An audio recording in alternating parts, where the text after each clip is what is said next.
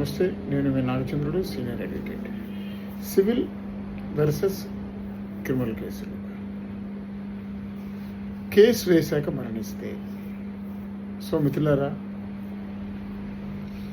ఏదైనా ఒక కేసులో కేసు వేసిన వ్యక్తి కానీ లేకపోతే ఎవరి మీదైనా కేసు వేసినప్పుడు ఆ వ్యక్తి కానీ చనిపోతే వాళ్ళ వారసులను చేర్చవచ్చా?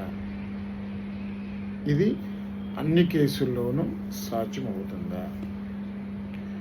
సో మిత్రులారా, సాధారణంగా మన దేశంలో కేసులు, సివిల్ కేసులు 2, క్రిమినల్ కేసులు 3, విడాకులు సంబంధించిన కేసులు 4, పరువు నష్టానికి సంబంధించిన కేసులు, ఇలా రకరకాల కేసులు. అయితే ఏదైనా ఒక సివిల్ దావా ఫైల్ చేసినప్పుడు, ఒక సివిల్ కేసు వేసినప్పుడు కేసు వేసిన పిటిషనర్ కానీ, ప్లెయింటిఫ్ కానీ, లేదా ఎవరి మీద అయితే కేసు వేశారో ఆ డిఫెండెంట్ కానీ చనిపోతే వారి యొక్క వారసులు ఎవరైతే ఉన్నారో వారిని 30 రోజుల్లోపు ఆ కేసులో భాగస్థులు కావచ్చు.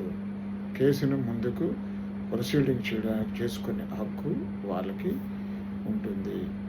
ఏ సివిల్ కేసు అయినా సరే, కేసు వేసిన వ్యక్తి చనిపోయినా, లేకపోతే ఎవరి మీద అయితే వేసామో వాళ్ళు చనిపోయినా యాడ్ అయ్యే అవకాశం ఉంటుంది.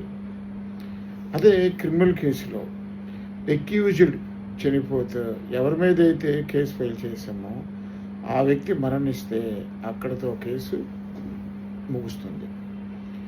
అదే కంప్లైనెంట్ చనిపోతే కూడా కేసుని న్యాయస్థానంలో విచారణ జరిపి నేరస్తులు తప్పు